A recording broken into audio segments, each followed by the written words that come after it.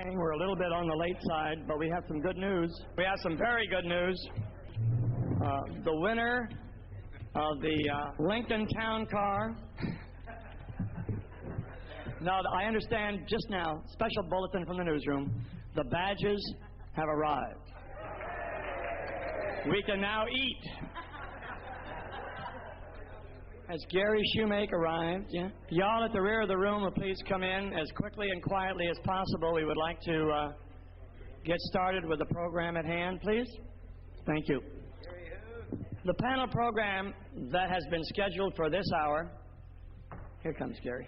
We knew you'd make it, boss. Checking on your oil wells in Oklahoma. That we have been scheduled for this hour is entitled The Development, Maintaining a 25-week Learn to Square Dance program that could become viable in our present square dance community. I would like to initiate that program with a few thoughts, ideas. We're going to spend very little time behind the microphone, these three gentlemen and myself, and the majority of the time is going to be thrown back into your laps because it is you people, the caller in every nook and cranny in the United States that is confronted with the very same dilemma that we are here to discuss. We hear from many, many circles, and for a long time now, several cliches. It takes too long to learn how to square dance. There's too much to learn. There's too much all-position dancing being taught. Dancers are rushing from one plateau to another. We have made the entry into square dancing very unattractive to the modern generation that we are dealing with. All of these statements may be true, and they are true. How many of you teach beginner classes? Hands up. Beautiful. How many of you have been calling square dances more than 5 years? Hands up. How many of you had larger classes 5 years ago than you do this year? How many of you have larger clubs this year than you did 5 years ago? Interesting. So you see, we're talking about the same problem. We're in it together. What the answer is, Lord only knows. I hear from the mainstream folks who have viable, active mainstream clubs and programs, leave us alone. Don't change our program. We are happy. Our dancers are happy. The plus people say, don't touch our program. We're happy. We got all the plus dancers we need coming out of our ears. Do we need another plateau program? Would a program of 20 to 25 lessons, 50 to 60 basics, could you add that program to your present square dance program at home? If you have a mainstream club and a plus club in your community that you golf for, is there a need for another club at an entry level? Would it survive? Is it viable? I don't think so, personally, without there being some kind of a change made in where we're at right now. Everybody tells us the same thing, but nobody wants to bend. I don't personally believe that you can have a 25-lesson program and have a club for those people that is lasting of any time at all. And also have a mainstream club that is as present stand, and a plus club. We've splintered them all up enough now. Where are we going? We're going to hear some reasons why we're here, what the outside world of square dancing is telling us, a couple of ideas that are being bounced around, ideas from delete calls from the mainstream and reduce it, to combine the popular calls from plus with the more popular necessary calls from mainstream, kill mainstream and plus and put it all in that one. Everybody says, oh, that's so drastic. Some people say it'll work. Do we know anything new will work? It's a big gamble to change to any great degree. How we can solve this problem? No one person has the answer. Perhaps collectively, and I say perhaps underlined, I don't want to set out with a negative approach. I want you to hear what we're hearing, and you're hearing the same thing. Are you not? Do you hear that mainstream doesn't want to leave? Doesn't want to have it divided all up? Plus people say leave it alone? Yet we need an entry program that is alive and viable to attract people. We went out today, put $1 million in advertising, brought 50 million people into the square dance halls across America, recreation centers. With our present program, how many will we have left in 6 months? Think about it. Think about it seriously. We've also often said the lifeblood of our activity is our Learn to Dance program. What shape is our Learn to Dance program in today? Not the best of health. So how do we do it? We're going to hear a few ideas, a few viewpoints in a short period of time. I want to introduce a few gentlemen to you today who are going to be part of our panel program. I want you to meet first Bob Johnston, Southern California. Bob is in the square dance field from two aspects. Not only has he been calling for many, many years and traveled extensively, primarily in the western states, where he gets a pretty good viewpoint of what's happening in the western third, say, of our country, but he has a western square dance shop, caters to the dancers' clothing needs. How does he look at the present square dance picture from the calling standpoint and from the merchant standpoint? He'll tell you in a minute. Gary Shoemake on my far left has a new address. He just bought Gatlinburg, Tennessee.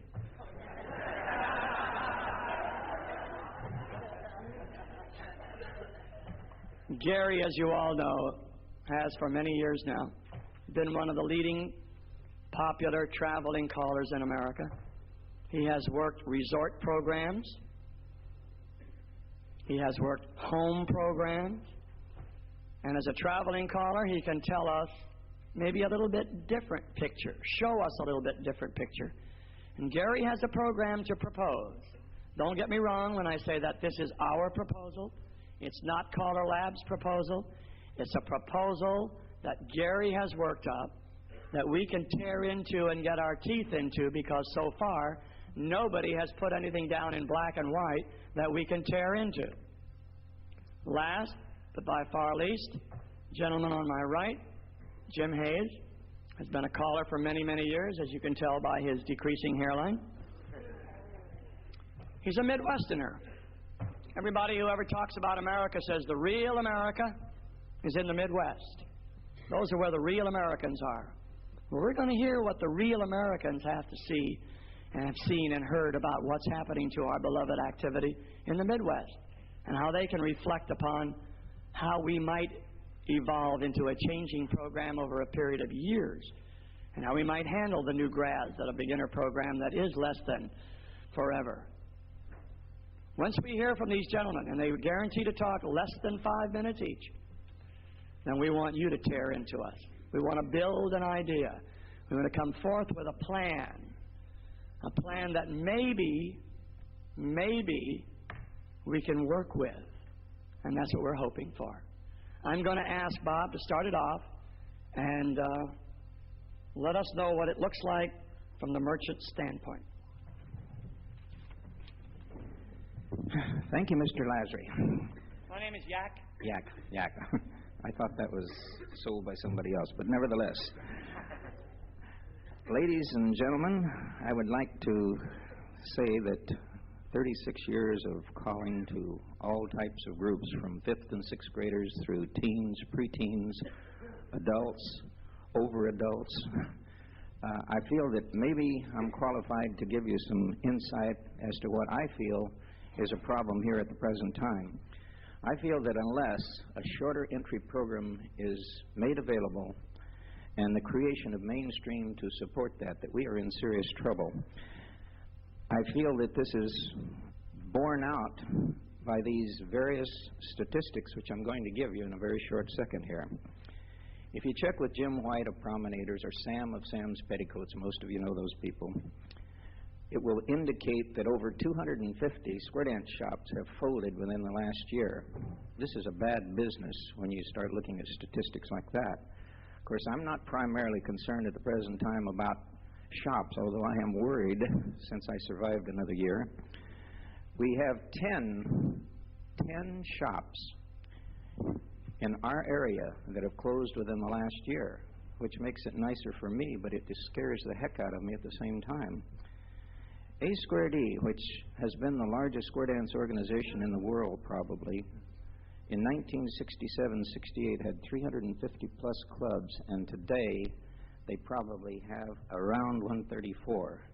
That's an association, a Square Dancers Association controlled strictly by square dancers. If you apply zeros to any business that goes down 66% or two-thirds in a period of even that length of time, you're in a heap of trouble. You are practically out of business, like Zodi's and FedMart and a few others. Festivals, roundups, jamborees, I'm sure Gary and many of you folks that have promoted these in the past, even to the extent that some of those have folded up in the past few years due to lack of enough money to pay bills, indicates something is wrong. National Square Dance Conventions, although I can point out that in Anaheim in 1976 they had approximately 40,000 people in attendance, which probably was unusual and definitely was the greatest attendance in past history, has, shall we say, declined in the past 2 years to 22,000 in Baltimore, approximately 18,000 in Birmingham last year. We're hoping that Indianapolis, who supposedly has a pre-registration of 15,000 to maybe 20,000 at this point, may surpass those past figures. I have a map here, which some of you may have seen. If you see the black areas there, you'll notice they're concentrated along the western seaboard, Arizona, Nevada, and California, of course, down along the southern seaboard, up the eastern seaboard to include all the northeast states, across through the mideast states into Illinois and Michigan. These are what we call pinkos on the original. They were colored in pink and the others are blue. Blue by far surpasses any of the pinks that are here, which indicates blue, which was primarily states that dance more mainstream than plus, exceeded the plus by 48% to 42%. Now, this was based on a 1984, actually it was the 85 issue, so it's a year late. I'm suspicious those figures may have reversed by now. I would say in our particular area down here that clubs and associations in Southern California basically control the setup in that very few of those operate with a regular collar. And as such, they have proliferated to 175 clubs that are listed in one book on a monthly basis would be plus or above. Approximately 10 are mainstream. In the Orange County proper area, excluding the outskirts going into Victorville, Hemet, and so forth, I'm the only one that's running a mainstream program on a first, third, and fifth Saturday, if that gives you any idea. So, as a conclusion, I would say that if the clubs and associations don't provide mainstream support for an entry program, which people keep saying we have to cut the amount of weeks, I would say it's attendant that we must cut the amount of basics somehow. In doing this, I personally would recommend messing with the plus list, because I've talked to plus people. They are not going to mainstream. They've got their list. They love it, even if there's only 28 basics on it. If we balance the mainstream and plus, I think it would stop a lot of the rush into the plus. So I would say if these clubs and associations do not provide this mainstream support, then I think every capable caller throughout the world should initiate a program or programs to provide mainstream support for the people. Thank you very much.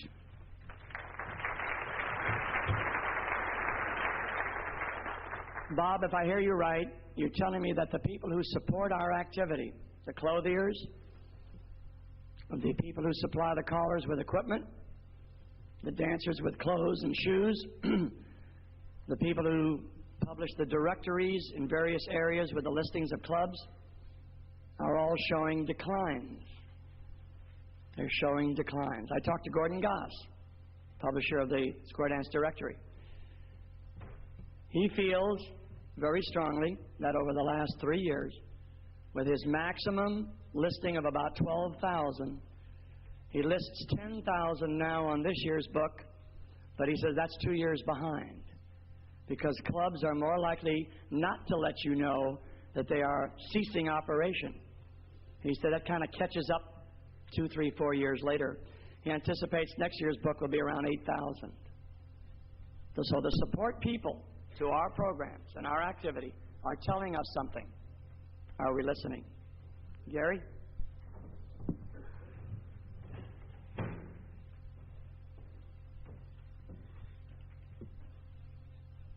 Thank you, Jack.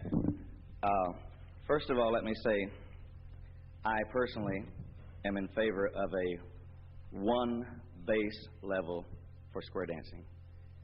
I'm not in favor of a basic, a mainstream, and a plus. This is not good for our recruiting. It's not good for the rural areas. For many, many reasons. First of all, just take personally first of all, I don't really believe that the dancers, or most of the dancers, really would care what figures they were dancing as long as they had fun if we hadn't told them which were better than others. I think probably, we're getting a little backlash from this. The other thing you think about recruiting, and you think about, we recruit this person to come into this. He looks at our picture. The person that recruits him has already gone on into the next level and has eyes on the other, how many levels there are up there. The reason that he's recruited is not because he is an advocate of square dancing.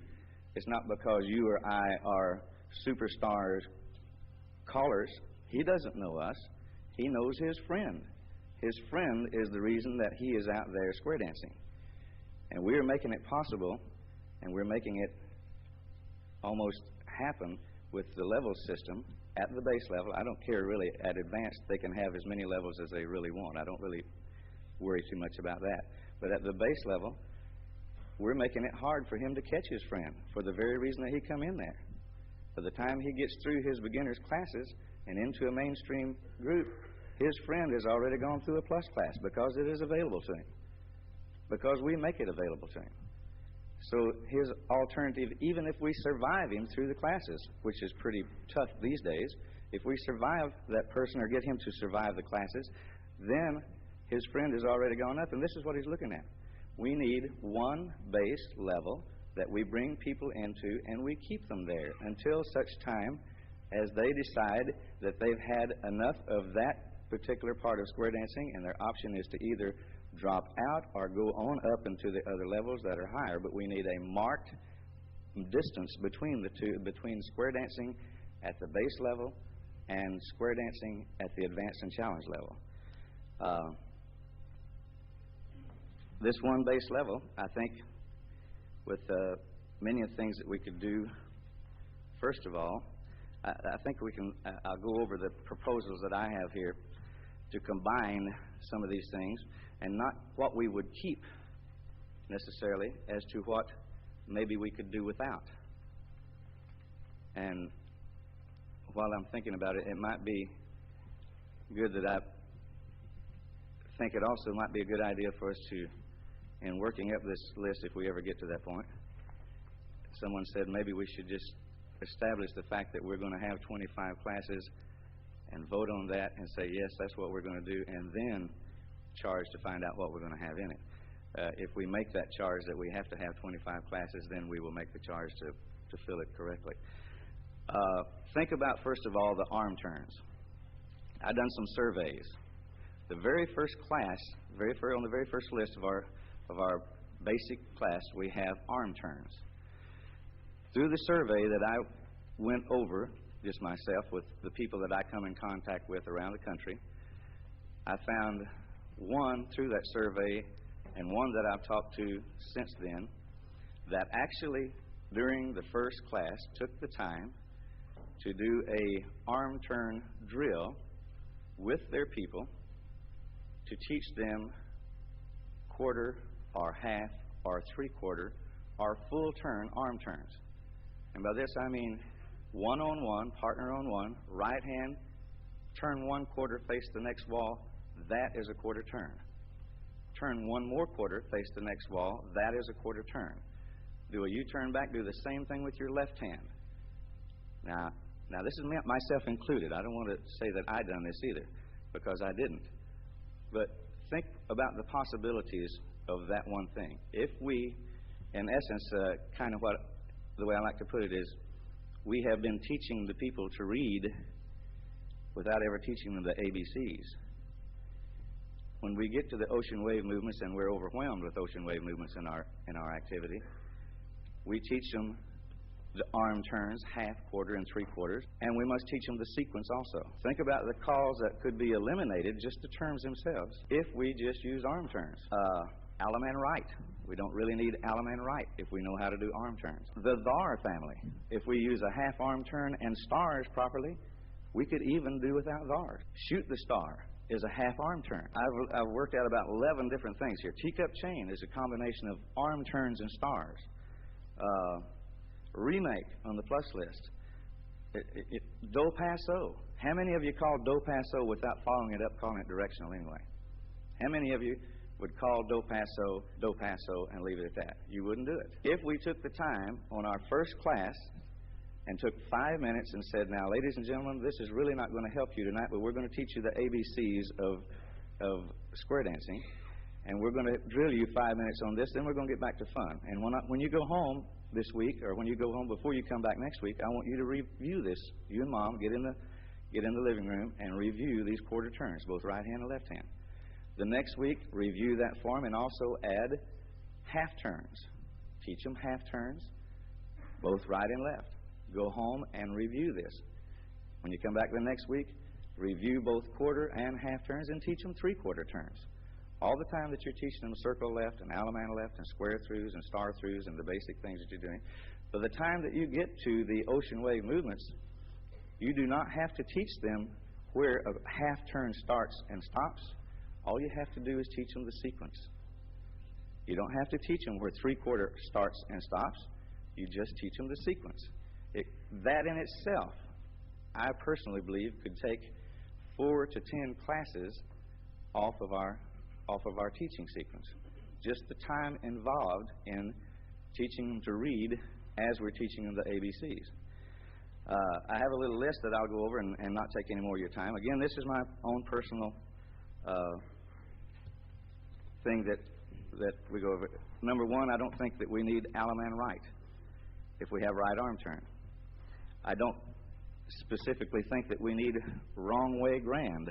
I think it in itself, I don't think it needs to be on a list because I think it's self-explanatory. If you want them to go a right and a left grand the wrong way around, you're telling them to do a right and a left grand the wrong way around. Star promenade is another one that could be called directional.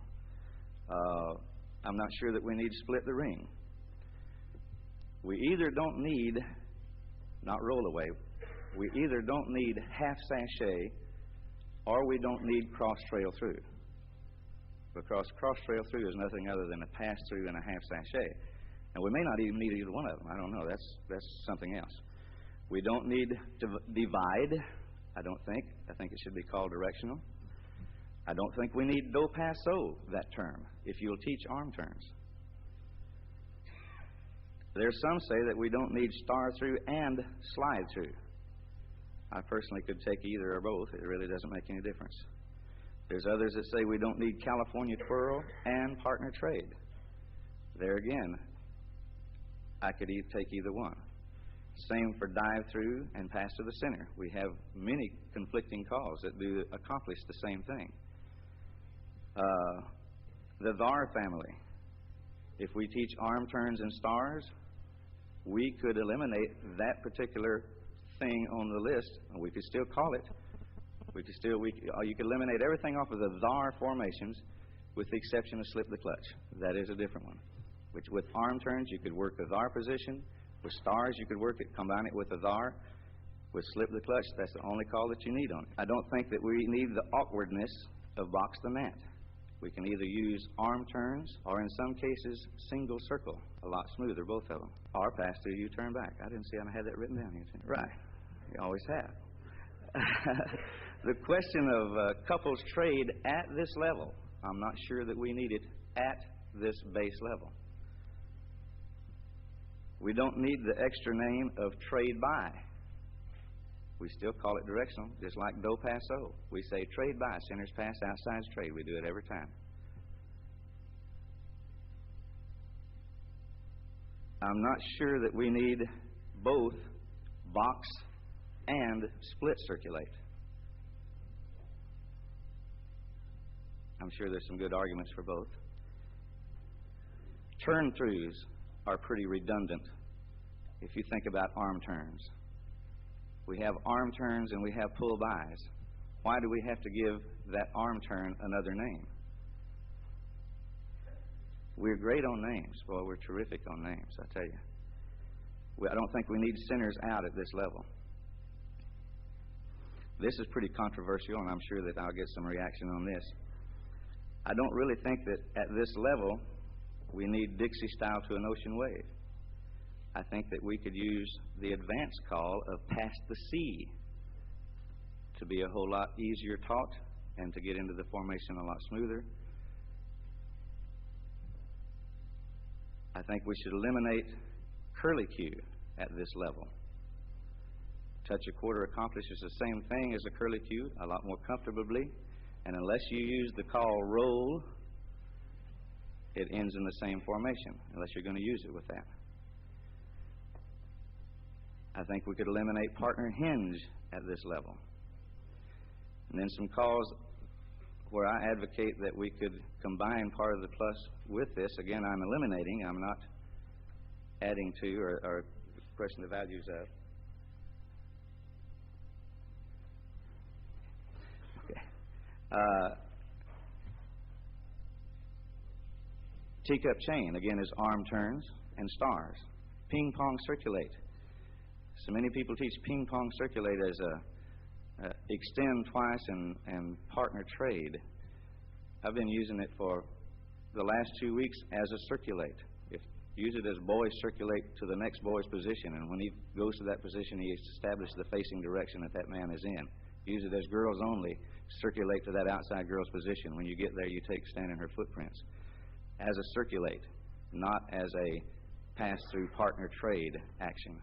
You can have either boys or girls ping-pong circulate in that situation. And it becomes a circulate then. It doesn't become a ping-pong.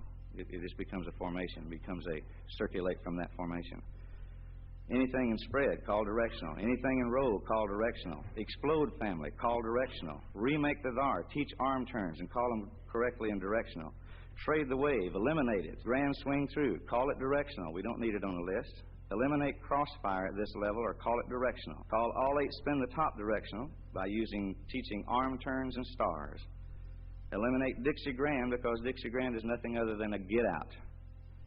It accomplishes nothing other than to get us to a left Allemande. I don't think it really needs to be on the list.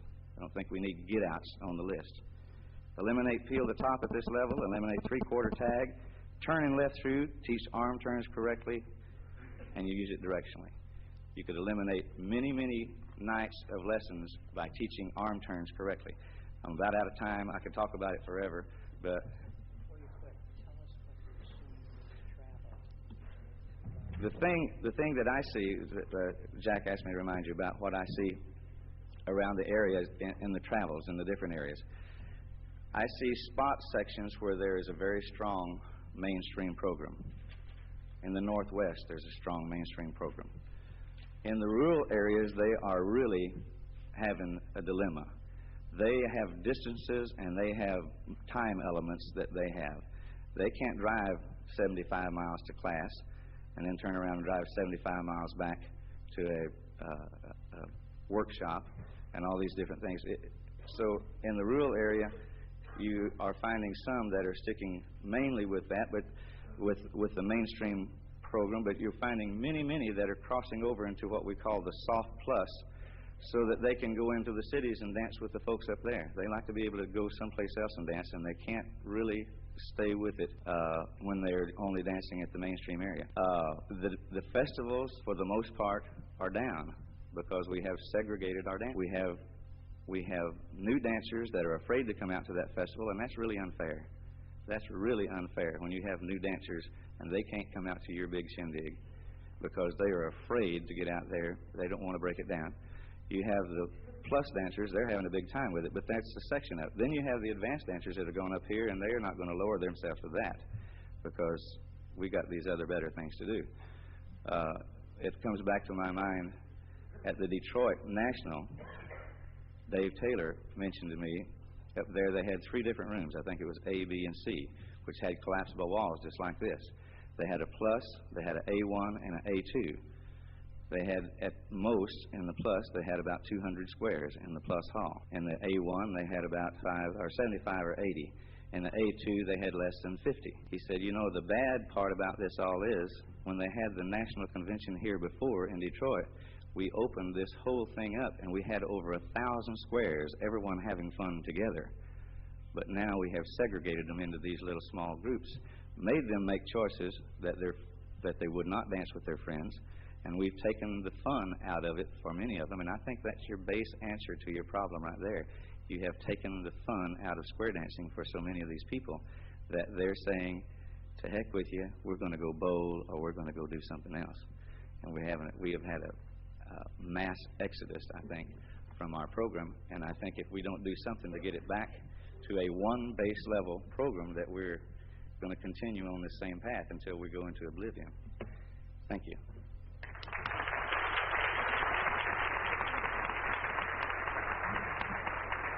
So you can see that Gary advocates the fact that we basically eliminate from our present plateau program what we now know as mainstream and plus, combine the popular calls, if you will, the non-duplicating movements, or eliminate the duplicating movements and some others, and consolidate ourselves back to where we were before we had plateaus.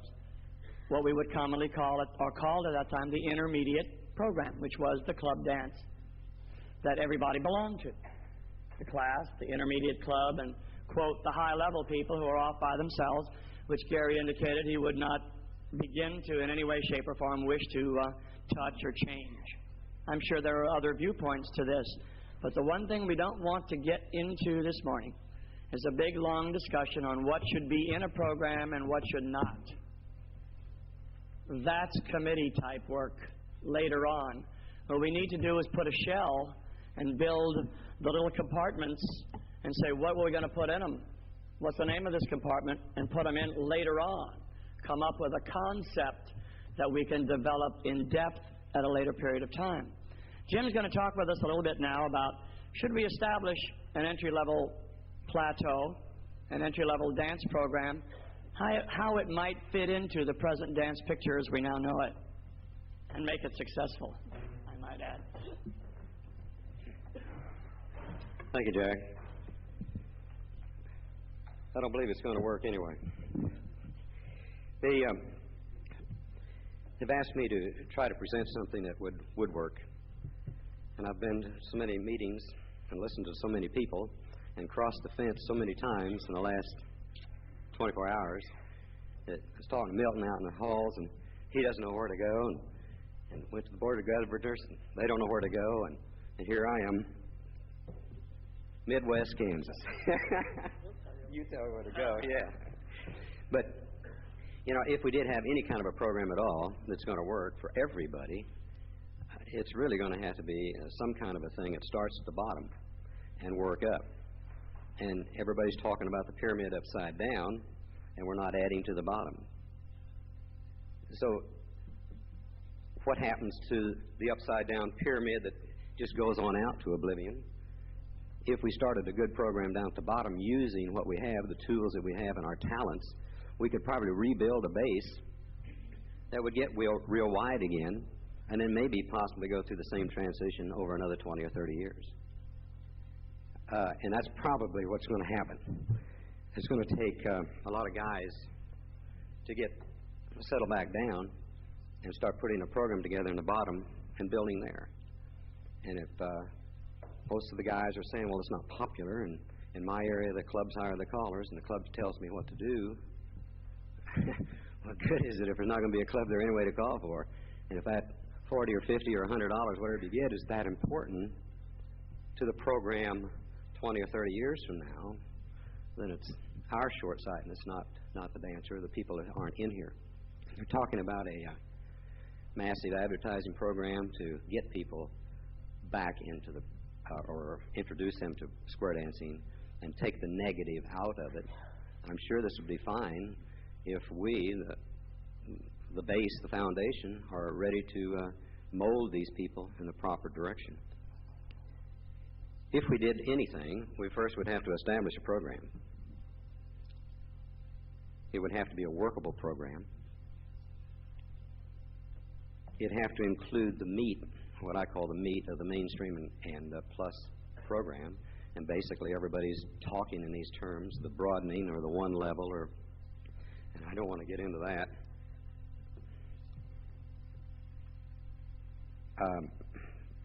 Reorganize a list. They talk about reorganizing a list, and then you take, the list is there, who's going to, I can reorganize it, and I can teach a good program. I've seen the problem there seems to be in local areas where if I'm going to teach a program up through 20 figures, and so that we could all be ready to go to a tenderfoot dance or a greenhorn dance or whatever they call it, a beginner dancer dance, then you might have to reorganize or keep, or whatever program you pick, stick to that level and go through that level and keep progressing so that you can have these beginner dancers. Number two, if we get a program going, a base program again, we're going to have to somehow get the dancers through this program. We're going to have to probably take an inner look at each of us and use better training techniques. Just because something works for one, it won't work for another guy. You go out and just go to a dance and drop in on some guy that's coming through the area, and he did such a slick way to get somebody through a flip-flop that nobody else could do it. And I called the same material and it didn't work. It's very obvious.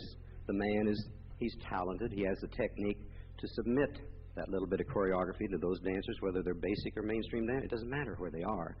He has that ability. We're going to have to probably change a lot of old ideas. And I can remember a caller telling me back when I was getting started 20-some years ago that he took the first 2 nights just teaching a do-si-do. And he was talking about, well, Gary's talking about quarter turns with the arm turns. I think he must have did a do-si-do, 16 different positions. But to me, today, we don't need that. And so we're going to have to change a lot of ideas on, and if you went with any program, there's going to be a lot of changes. Nobody can accept, we can't take what we have and build a base if we can't all agree to it. And then right back to the same old thing, and you heard it all over this week, we're going to have to put fun back into our program. We got to get those people out there from the drugstore and the police department and wherever, and show them a good time all evening long. Not just 5 minutes, or not just to get them through a singing call that you happen to know that one. And so we're going to teach them in that order. We have to show these people how to enjoy lots of little things. And every time, it's quite obvious I'm nervous, but for every time somebody has a suggestion on teaching a given figure, a square through or a slide through or whatever it might be, apparently 50% of the people can either add to that or make it better for you. Some don't, but you still have to listen to it. And I do believe that we can learn each time that we do create something new in presentation. If we can't present something easy for a brand new dancer to learn, then we need to develop a better technique or go to a school and learn how or something. Because if you're not doing it easy, then you find out how. Then we go into how do we hold them once we get this, we've initiated this program, we've taught them all this beautiful, great stuff, and now we've got to hold all these people together and try to, we certainly know that if we have a broad base here, we can't take them and squeeze them into that little point of that pyramid that's upside down. That's impossible. And that's where we are right now. I can't believe that so many areas are teaching from 0 through plus because there's no place to dance from 0 through 68. And I know it's there. I mean, because they told me so. In our little area, or not a little area, we're probably the largest area that isn't chopped up with mountains and everything else. In fact, a fence post has about all we got to see from 40,000 miles out there. But we do have a lot of dancers. We have a lot of clubs. And we have to protect these people by giving them whatever we can to make it interesting when the guys come through to call to them. Anyway, if we're going to hold these people together, we're going to have somebody's going to have to do it. It's going to have to be the local area callers or leaders somewhere. And every time we teach these people, we're going to have to possibly warn them what's really on the other side of the fence once we let them go. We can't just send them out there. And if you know, the guy that keeps saying that I teach the guys waist swing do-side-do just to show them what they're going to be up against when they get out. Possibly it'll take them a little longer to learn it.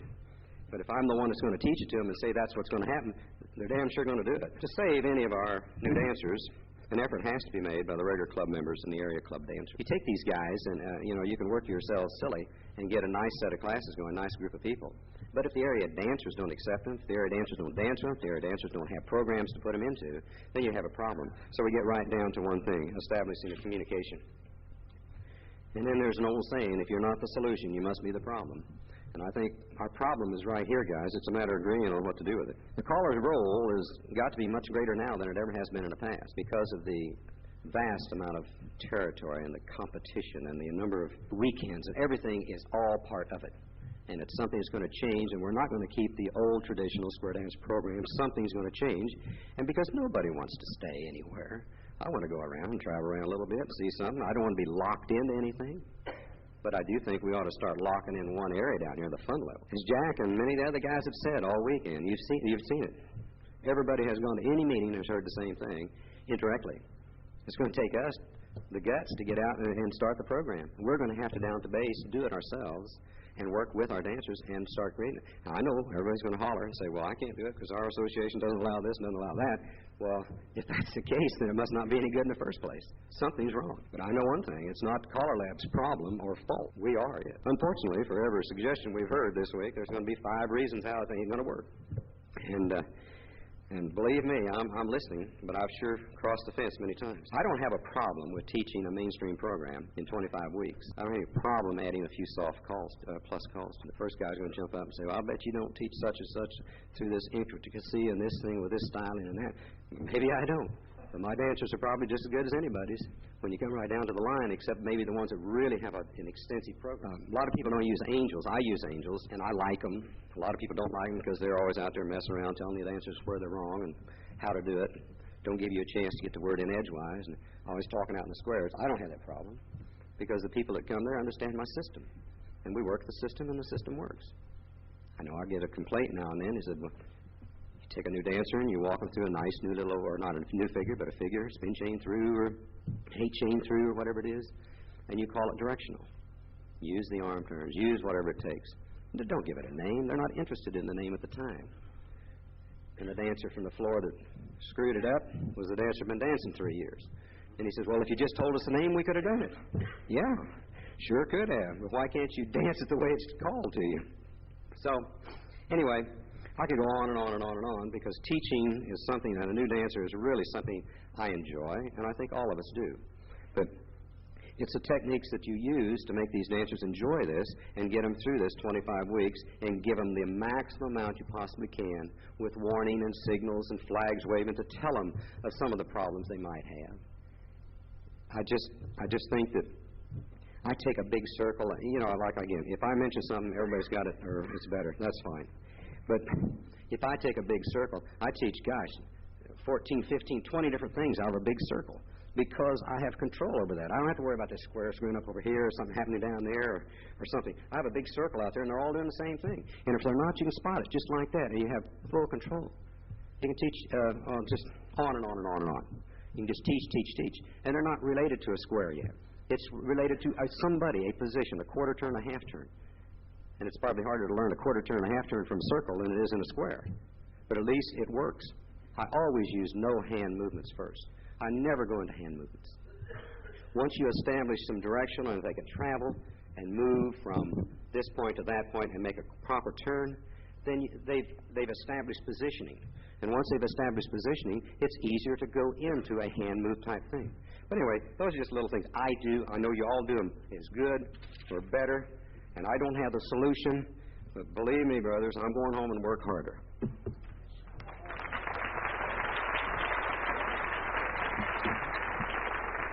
Thanks, Jim. You know, maybe what we're really seeing is the square dance circle making a full circle. Back in the 30s or 40s, square dancing almost died because it wasn't complicated enough. It wasn't challenging enough. Nobody wanted to do the same thing 4 times through. And as modern square dancing evolved, and a little bit of interest and challenge and alertness on the dancer's part was necessary, people like that. Well, maybe we've just gone all the way around that circle till we've gotten too doggone complicated, and we're losing people. And when it starts to fall apart, a few guys around the woods will say, hey, let's go back and have a little fun, teach a number of basics so they can dance, and the whole thing will start all over again. Maybe that's got to happen before we wake up. Now, let's get involved, guys. How many of you want a shorter Learn to Dance program? Hands up. Less than 42 weeks. Less than 42 weeks. Good. Hands down. We agree on one thing, don't we? We want to shorten the length of time it takes to learn to dance. How many of you are in agreement with this statement? If we are going to shorten the length of time that we have to spend in a learning situation, we must therefore decrease the amount that has to be included in that learning program. How many of you agree with that statement? Okay, so we've agreed on 2 things, believe it or not. Number 1, we need a shorter period of time to teach it. And we agree that if we're going to teach a shorter period of time, we've got to let go of something. Okay? Would you be in agreement to say that, and answer me now clear and loud, that you don't really care what they drop, that you would be willing to, if the vast majority of CALLERLAB members, in the final vote and analysis, pick out X number of calls that would fit comfortably into a 25-week program, that you would accept the majority of the thinking and begin building a program at that point? How many of you agree that you would? Amen. Okay. Maybe the solution is not so far away from us, is it? Maybe it's a little nearer at hand. How many of you believe, and this is going to split now, let me say 2 things, that believe that it would be in the best interest of square dancing to compile the popular, necessary calls from the mainstream and the plus program to become our new foundation or goal? Hands up. Okay, let me say the other side of the fence. How many of you believe that our destination program should be only through the deletion of calls from the mainstream and leave plus totally alone? How many of you believe that would be the best way to go? Now, that's very interesting. So we believe very strongly that if any resolution of any kind would come from this program, that we are in agreement that we would delete mainstream and plus as we now know it and combine, quote, the best of 2 worlds, for lack of a better name, into one destination program. Are we in agreement? That's what we said? Hands up, yes or no? Am I stating that correctly? I don't want to put words in your mouth. I want you to tell me. So we're in agreement there. Interesting. How many of you believe in your hearts that this program can happen overnight? How many of you then realistically believe that if we're honest with ourselves, we need to set a target date to develop this program, initiate it, and not expect it to really happen in its complete, total fullness somewhere in the next 3 to 5 years? Is that a realistic goal? No. Sooner. I don't mean to implement the start of the program. I mean the point in time where the whole country would then accept this, because there's going to be opposition. What I'm getting at is if there is a way we can get started without upsetting some of the apple carts off the bat and totally destroying where we're at, because the dancers in many cases are happy. And we've got to find a way to bring it on in an evolutionary point rather than a guillotine approach. Anybody who wishes to say, come to the center mic. That's the only one that's working. Recognize Earl Johnston from Connecticut. Jack, your premise is based upon 25 weeks. I feel that if we want to approach this, and I'll take a chance, I'll use a word that isn't popular in square dancing. If you want to look at this from a commercial aspect, where we're going to get lots of bodies, now, and I think that's what we're talking about here, and retaining those bodies, and you're making a change, your change seems to be based upon what we now have, and trying to make it shorter time, less calls.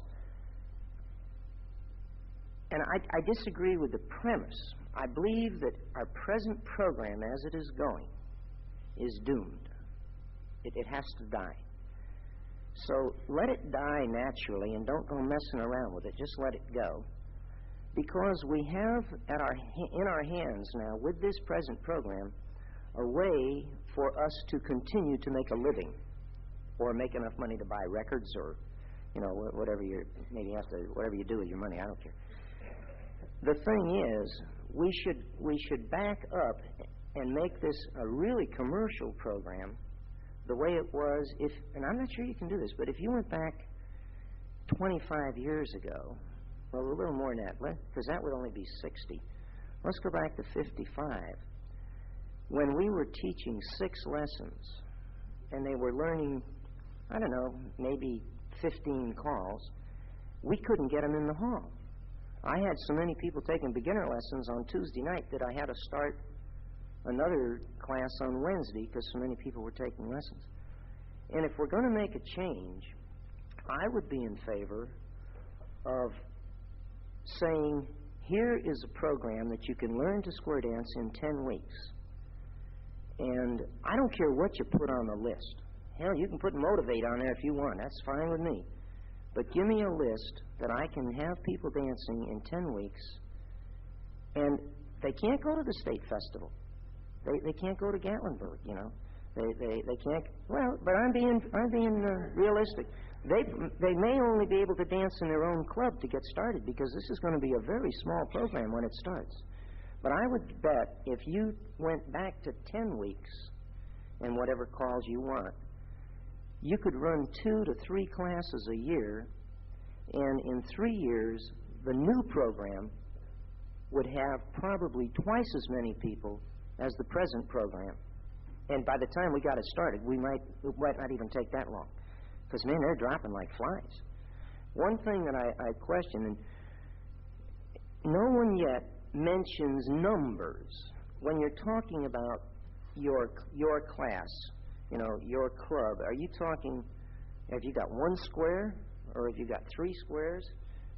I want to know more. You got to be more candid. You got to say, my class, I got 6 couples and 2 of them are 4 women.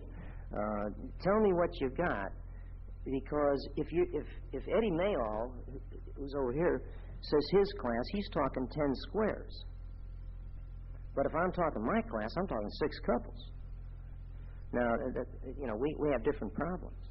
But I really believe that the premise of 25 is too high. But to explain, I hope I've given you an idea of what I have in my head. Thank you.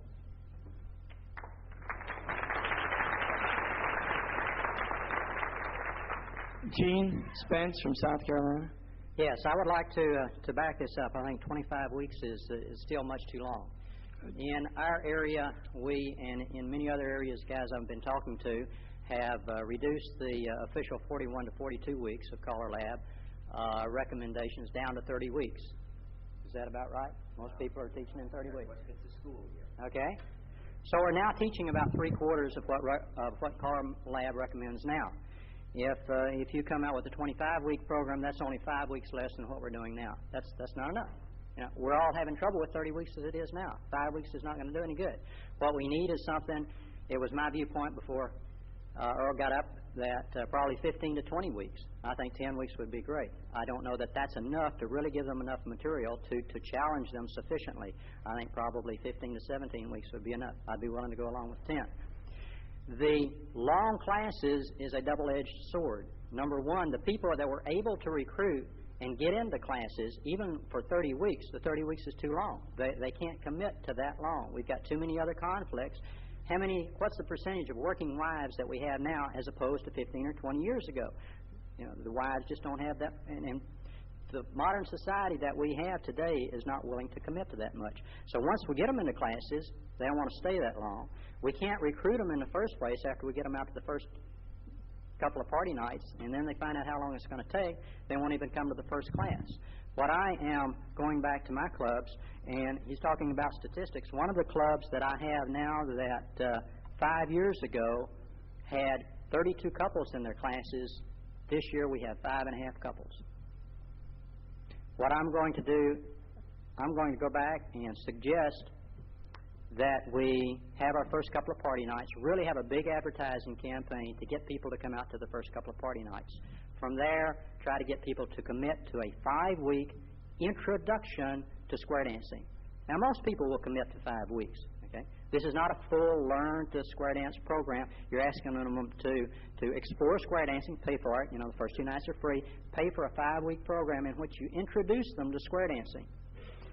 Most people know if you can get people hooked on the first 5 weeks, then if they're really having a good time, you're providing them with fun, they're willing to rearrange their schedule because now it's been proven to them that they can have fun. Where they weren't willing to commit that the first couple of party nights, after 5 weeks, then they're willing to rearrange their schedule. And I'm going to try that, and hopefully I won't have to have them commit to 30 weeks. I would like to have them only commit to another 10 or 15 weeks.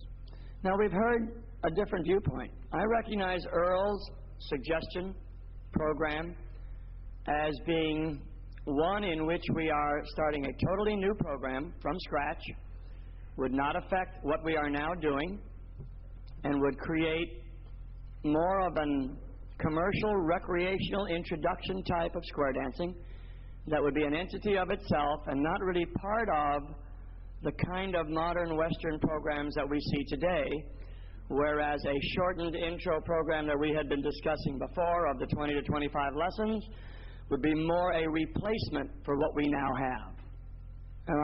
Are we thinking that way? Earl's concept, and Gene maybe here are telling us, let's start from scratch, ignore what's going on, let it go its merry way until it dies its own natural death, so to speak, if it ever does, which nobody knows for sure.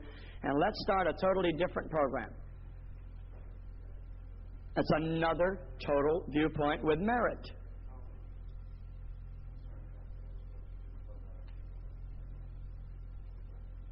Well, if you were to run that kind of a program without feeding them further up, your mainstream club, as we know today, would soon die of attrition, would it not?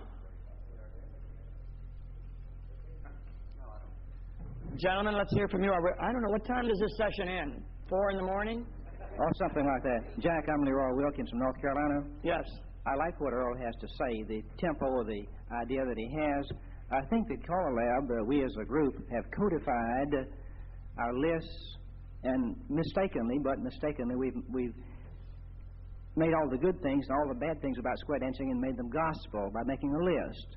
And I think that's a mistake. But, you know, hindsight is 20/20. I'd love to see us start something with 10 or 15 lessons without the dancer having the pressure to perform that he now has. We're going to be running short of time here without trying, it's going to be lunchtime. What time is it now? We have just a few minutes. Let's get some concept ideas here and let you throw your hands up in the air and give us some indication of where we fit. Do you believe that the program that Earl and other gentlemen have spoken for, a really very short program, let's say no more than maximum of 15 lesson type thing, Earl was saying, what'd you say, 6? 10? So let's put it in the 10 to 15 range. Can we get that program off the ground? Hands up. How many say yes? How many say no? How many of you say, who said yes, and even who said no, could do this program as a separate program on another night and not even involve it in your present program? Were you willing to take another night? Okay, that's another viewpoint. Gentleman at the mic. Yes, my name is Dennis Humphreys, and I'm from South Florida. You're talking about reducing the list. I agree with this. However, I believe that what we should do is not separate the plus program or put together the plus program with the mainstream and the basics. Because if we do this, you're going to have too many people at the club level screaming bloody murder. So consequently, if we were to do the reducing, let's reduce the list and leave them as they are. Because how many dancers have come up to you at a dance and said to you recently, or at all, you forgot to call a teacup chain tonight? Most of our dancers, you can walk into a plus group, use 1/3 of the plus calls, if they're done correctly, mixed with some of your basics and mainstreams, and those people will go away thinking they've had the best plus level dance they've ever been to. As a result of that, we could easily reduce the calls on the plus side as well as the mainstream side, and if we stop working so much with this dance by definition, trying to teach dancers how to do square throughs from every position, including standing on their heads as an example, and doing more standarding, we could reduce the list, we could keep the top people happy in clubs as well. So you're speaking for a combination of the two in a reduction. You want to leave them both separate and just reduce each one? I'm saying to reduce, let us, if you will, consolidate plus basics and mainstream. Okay, so you're in agreement with what Gary was talking about in the majority. Then, also, instead of incorporating the word plus into it, leave it alone, because the plus level clubs still have their status symbol, but reduce the number of calls on the plus list that it requires for these dancers to get into it. Then whenever you run a workshop, you can run the 25 or 30 weeks incorporating those. And that way, when they go to dance, the dancers can still, that are existing, can still say, I quote, am a plus level dancer, without losing their status, if you will, or coming down to the lower level. There you go. No, I just call the whole program square dancing. We're running short of time. The gentleman at the mic, please be courteous enough to stay another moment or two. There'll still be food on the dining room table. Let's hear from them and give us a minute, 60 seconds, period, to wrap up. Jerry Carmen from New York. I see a disturbing trend here. I see all these lists.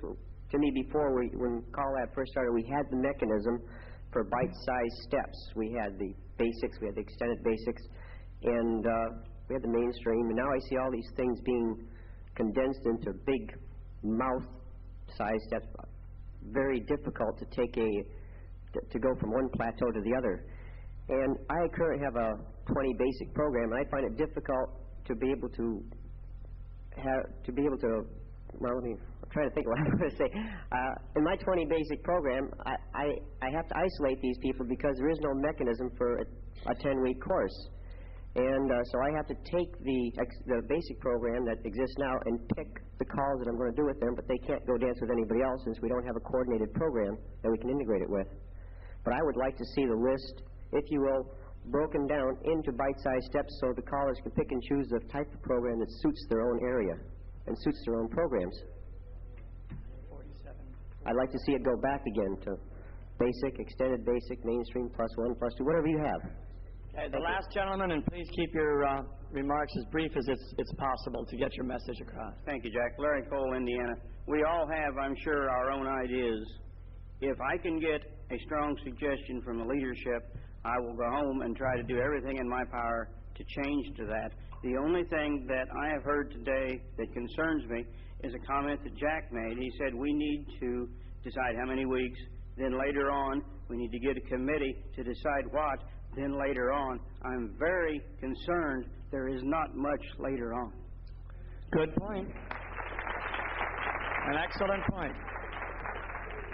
In wrap-up, can we kind of get some ideas for at least the form of a resolution that we are in agreement that we need to shorten the Learn to Square Dance program time, that we need, in order to make that successful, we need to reduce the number of basics, and that we in general agree that we should have one plateau that reflects square dancing with a combination of the, quote, mainstream and plus calls that would best result in the most fun, enjoyability, and happiness of the present-day dancer. One. Okay? Are we somewhat in agreement with something to that effect? Okay? And I like very much the concept that we need to establish some entry recreational type square dance programs of 10 to 15 weeks conducted by recreation centers and callers that would bring the masses back, give them an easy entry level, and at least provide, and I'm taking this out of my hat, a once to twice a month dance sponsored by schools, recreation departments, churches, and callers, anybody who is interested. Plan a good program and see what happens in 2 years. Let's try to get it off the ground. If we got 40 million people into those programs, it'll tell us something. We have no statistics to go on until we try something. And let that be a managed program through CALLERLAB, so to speak, with some goals and aims and lists of calls, and make it available for anybody who wants to try it. Does that make sense? For a 10 to 15-week program. Well, maybe we got a foot in the door. I don't know. But we'll see what the whole group has to say when this concept that we together have formulated comes out on Wednesday morning. And let's see what happens. And maybe between now and the start of lessons next fall, we can have a program where we can have 2 lesson programs a year, and that we can begin to build our base with people who are again having fun learning to square dance rather than going through the rat race, close order drill, teach, rat race on to the next kind of a figure that we now have. Hey guys, you're great. At least we got some direction, right? It's a start. Hey guys, I think we accomplished something. Maybe I'm wrong. I think we started something. The only thing I would say is